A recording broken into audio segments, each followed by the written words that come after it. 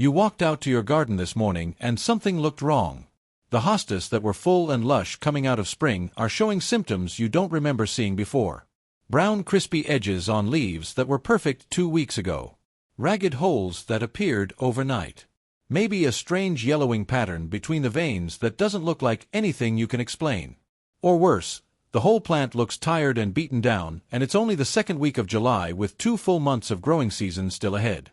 And your instinct, the same instinct every gardener has, was to water more, maybe fertilize, maybe cut the damaged leaves off and hope things improve.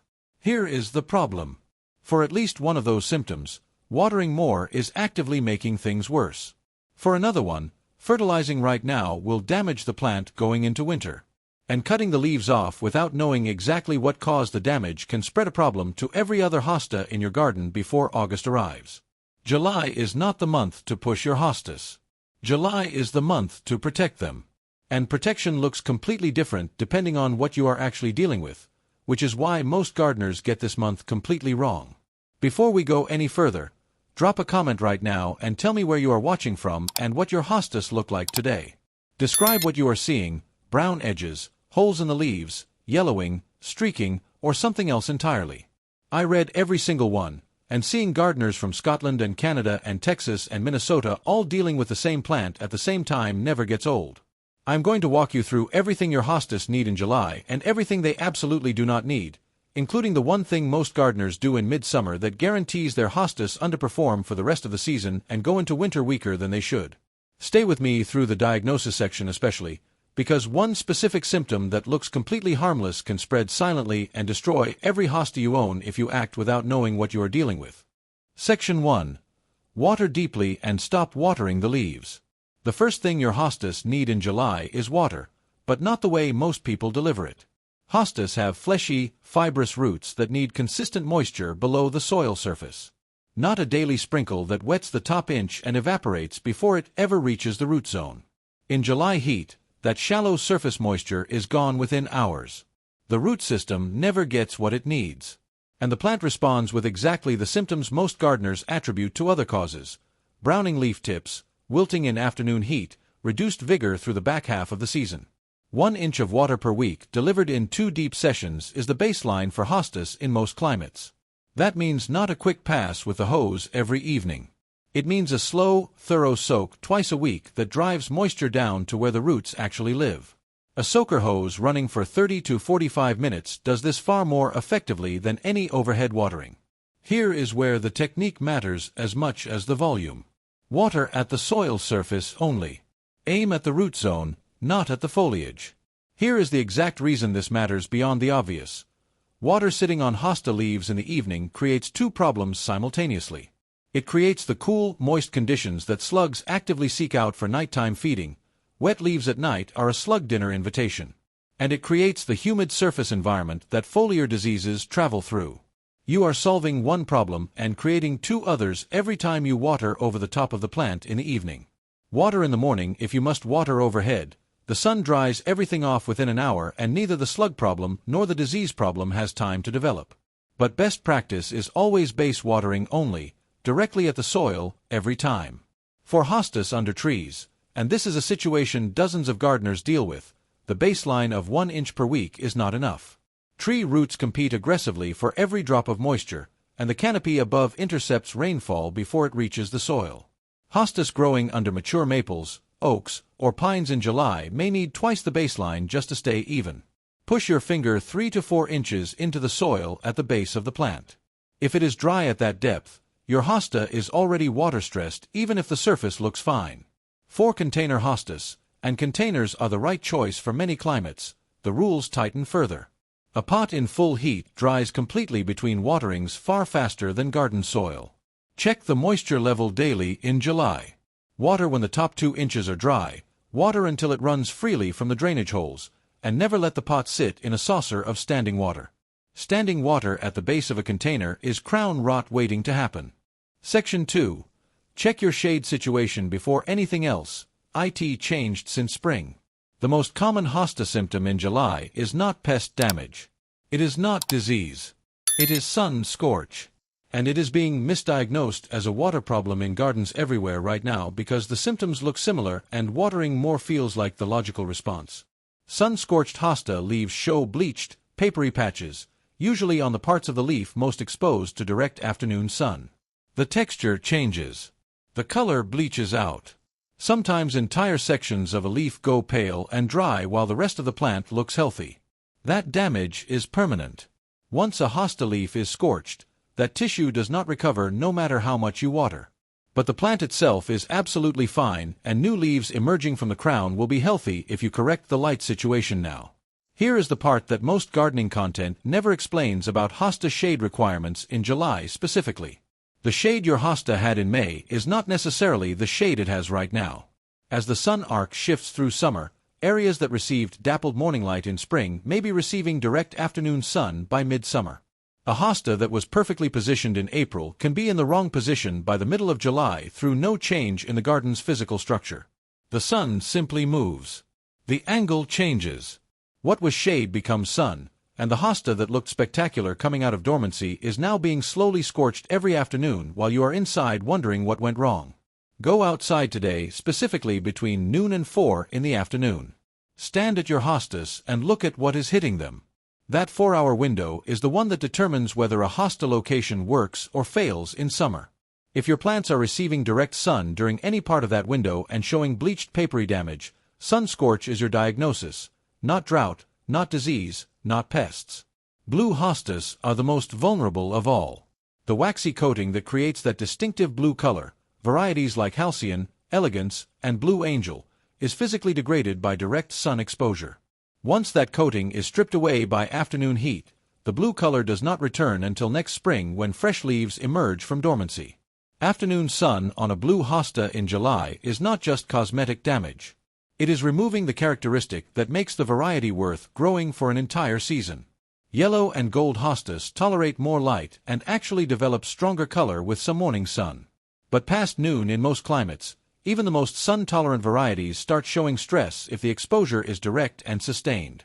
If your hostas are already showing scorch damage and you cannot move them, because moving an established hosta in July heat is genuinely risky, there are 2 practical interventions.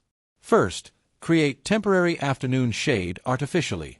A garden umbrella, a piece of shade cloth supported on stakes, or even a strategically placed container plant can cut the harshest afternoon exposure without disturbing the roots.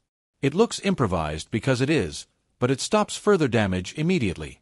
Second, water more deeply and consistently to help the plant compensate for the additional stress. It will not undo the cosmetic damage, but it will protect the root system through the remainder of summer. The permanent fix happens in autumn when temperatures cool, that is when you transplant to a better position, and when hostas recover from transplant shock most easily. Section 3. Refresh your mulch, but never touch the crown. The mulch around your hostas has been compressing, decomposing, and losing its effectiveness since you laid it in spring. By July, it may be half the depth it started at, and that reduction matters more for hostas than for almost any other plant in your garden. Maintain 2 to 3 inches of organic mulch around every hosta. Shredded bark, shredded leaves, pine needles, or leaf mold all work. That mulch layer is doing 3 things simultaneously in July. It keeps the root zone significantly cooler than the air temperature above it, and for hostas with their shallow, heat-sensitive root systems, that temperature difference can be the margin between a plant that grows steadily through summer and one that goes into stress and survival mode. It retains soil moisture between waterings, directly reducing how often your hostas need water and making every watering go further. And it moderates the soil temperature fluctuations that stress hosta roots during the hottest weeks. Here is the mistake that costs gardeners healthy crowns every July and is easily avoided once you know it. Mulch piled against the central crown of the plant, the point where all the leaf stems emerge from the root system at soil level, creates the warm, moist, airless conditions that crown rot develops in. Crown rot is a fungal condition that destroys the base of the plant silently underground before you see a single symptom above the soil line. By the time the plant collapses in late summer, the crown has been gone for weeks and there is nothing left to save. Pull the mulch back from the crown. There should be a clear gap, at least 2 to 3 inches of open air between the mulch and the base of the stems. The mulch does its job everywhere around the crown. The crown itself needs to stay dry and exposed to air circulation at all times. The other mulching mistake worth addressing: using fresh wood chips rather than aged or composted material. Fresh wood chips deplete nitrogen from the soil as they break down, a process called nitrogen drawdown, which can starve your hostas of the nutrient they need for healthy foliage production right in the middle of the growing season. Use aged bark, finished compost, or dried leaves rather than fresh chips from a recent tree removal. Section 4. Deal with slugs now, the free 3-night method. If you are finding irregular holes scattered across your hosta leaves, not clean cuts, not perfect circles, but ragged irregular openings that look like something chewed through rather than cut, that is slug damage. And it is happening at night while you are not watching. Slugs feed after dark in cool, moist conditions, which is exactly what a shaded hosta garden provides in July. During the day they retreat to the undersides of leaves, beneath pot rims, under boards or decorative rocks, and into the soil around the plant base. You never see them feeding. You only see the result the following morning. The most effective slug management strategy costs nothing and requires only a flashlight and 5 minutes after dark. Go out to your hosta garden 1 hour after sunset. The slugs will be actively feeding on the leaf surfaces. You will see them clearly. Remove them by hand and drop them into a container of soapy water. Do this 3 consecutive nights when slug damage is active, and you eliminate a significant portion of the local population at the moment it is most vulnerable. Several viewers in the comments use variations of this approach with excellent results. One gardener from Alberta uses shallow trays of beer. Slugs are attracted to the yeast, drink, and drown. This works reliably and costs almost nothing. Another uses a homemade spray of peppermint oil, dish soap, and water applied near the base of the plants. Slugs avoid the peppermint scent, and the soap helps the mixture adhere to the soil surface. Garlic water sprayed around the base is another viewer-tested method that keeps slugs at a distance without harming the plant. Beyond active removal, reduce the conditions slugs need to thrive. Stop watering hosta foliage in the evening. Wet leaves at night are the primary invitation. Remove any boards, dense debris, or objects lying on the soil surface near your hostas. These are daytime hiding spots that protect slugs through the hours when they are vulnerable. Improve airflow through the planting by removing any surrounding vegetation that keeps the air still and humid at crown level.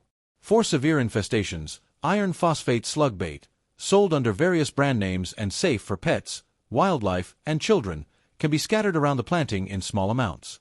Avoid metaldehyde-based products which are toxic to pets and wildlife and wash away in rain, requiring constant reapplication. Section 5. The deer problem. What actually works? This section is for the gardeners who have done everything right: correct shade, correct watering, mulch in place, slugs managed, and still walked out to find their hostas stripped to bare stems overnight. Deer. Hostas are genuinely one of deer's preferred foods. The large, soft, tender leaves are highly palatable and highly nutritious to them, which is exactly what makes hostas so lush and beautiful and exactly why deer seek them out. This is not a management failure.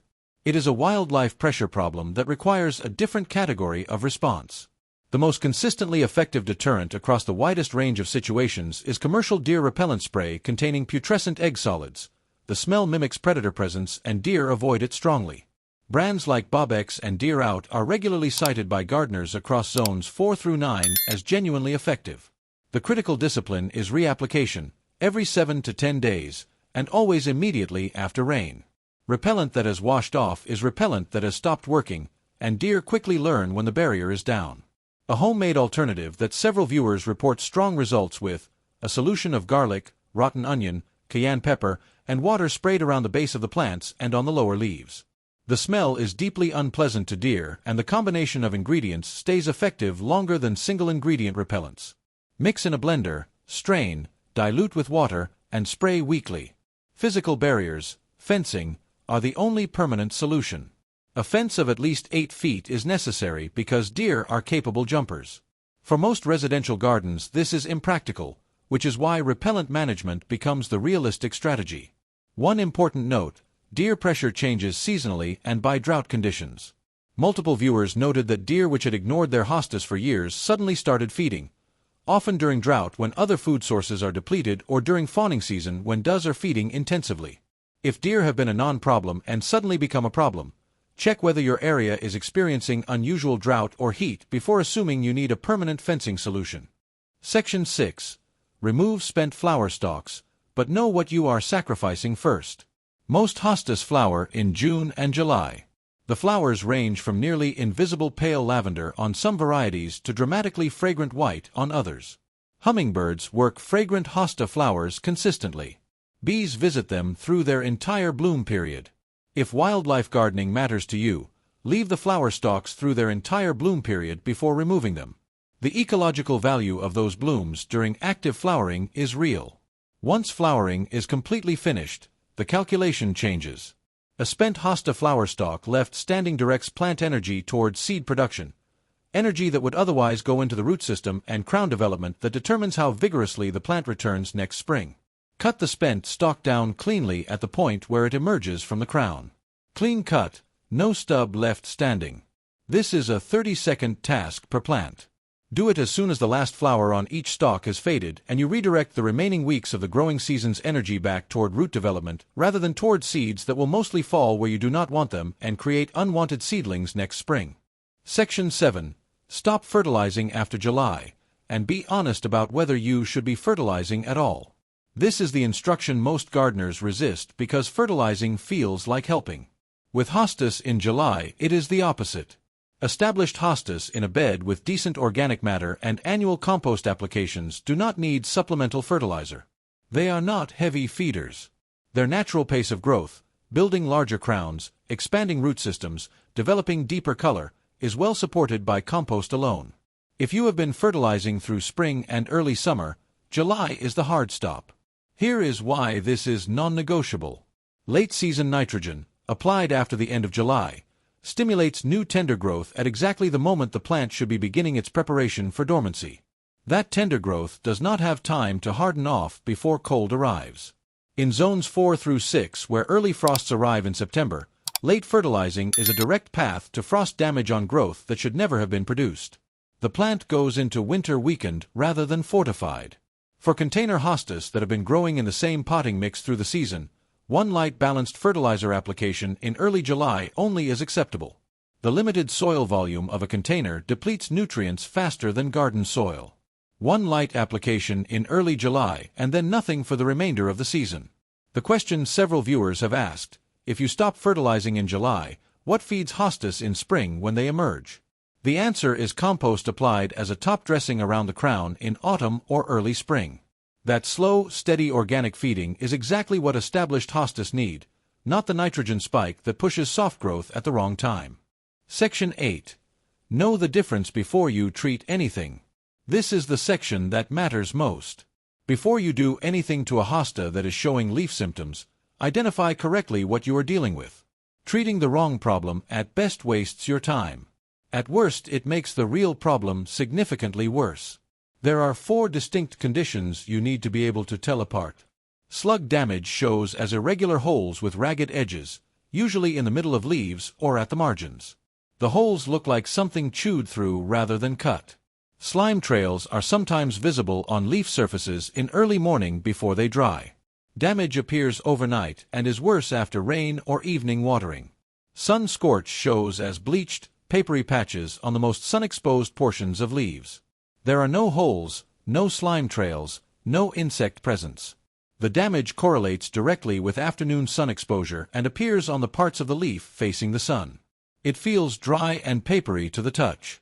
Foliar nematodes show as yellow or brown streaking between the leaf veins. This is the critical one. The streaks follow the vein lines precisely, angular, geometric, contained between the veins, because nematodes travel through the water film in the leaf tissue between those veins. This pattern is completely distinctive and unlike any other hosta problem. It looks like someone drew yellow lines between the veins with a marker. If you see this pattern on multiple leaves, act immediately. Do not compost those leaves, remove them and dispose of them in the trash. Switch immediately to base watering only, because nematodes spread through water films on leaf surfaces and overhead watering actively moves them from plant to plant. Clean every tool that touches an affected plant before moving to the next one. The nematode population builds slowly through the season, which is why symptoms often appear or worsen in July after starting small in June. Hosta virus X shows as mottled color that looks like an ink bleed or watercolor wash around the veins. Irregular, organic-looking patches of darker and lighter color that don't follow the vein lines the way nematode damage does. The leaf surface may be puckered, twisted, or have an abnormal texture. There may be ring spots. The overall effect is of a plant that looks genetically different from how it should look. There is no treatment for Hosta virus X. A plant confirmed to have it should be removed entirely and disposed of in the trash, never composted. The virus spreads through sap on cutting tools. Every tool that touches a plant you suspect carries Hosta virus X must be disinfected with undiluted 3% hydrogen peroxide before touching any other plant in your garden. The critical point about both nematodes and virus X: neither one looks like what most gardeners assume it looks like. Neither gets better on its own. And neither responds to watering, fertilizing, or removing the damaged leaves without addressing the underlying cause. Identify correctly, act immediately, and never compost affected material from either condition. Hail damage, which several viewers mentioned, looks like slug damage but appears uniformly across the whole plant rather than concentrated on individual leaves, and there are no slime trails. If you had a hailstorm and your hostas now look like Swiss cheese, that is weather damage, not slugs. The plant will recover on its own. Rabbit damage, also appearing repeatedly in comments, shows as clean cuts rather than ragged holes. Rabbits bite cleanly. Slugs tear. If your hostas are being eaten to bare stems, rabbits are more likely than slugs, and the management strategy is completely different. Physical barriers and repellents rather than nighttime handpicking. Here is your complete July checklist before you go. Water 1 inch per week in 2 deep sessions at the soil surface only. Never on the foliage, never in the evening. Check your shade coverage specifically between noon and 4 in the afternoon. What was shade in May may be direct sun right now. Refresh mulch to 2 to 3 inches but pull it completely clear of the crown. If you have slugs, go out tonight with a flashlight and remove them by hand for 3 consecutive nights. If you have deer, start repellent spray this week and reapply every 7 to 10 days without exception. Remove spent flower stalks cleanly as soon as the last bloom fades. Stop all fertilizing by the end of July without exception. And before you treat any leaf symptom, identify it correctly. Slug damage, sun scorch, foliar nematodes, Hosta virus X, hail damage, and rabbit damage each require completely different responses, and treating the wrong problem makes the real one worse. July is not the month to push your hostas. It is the month to protect them. The plants that come back strongest next spring are the ones that were protected through the stress of this summer rather than pushed through it. Subscribe because this channel is built for exactly this real, specific plant knowledge that tells you what is actually happening and what to actually do about it. New video every 2 days. And before you go, drop 2 things in the comments. Where are you watching from and what does your hosta look like right now? I read every single one. Your answers shape every video I make next.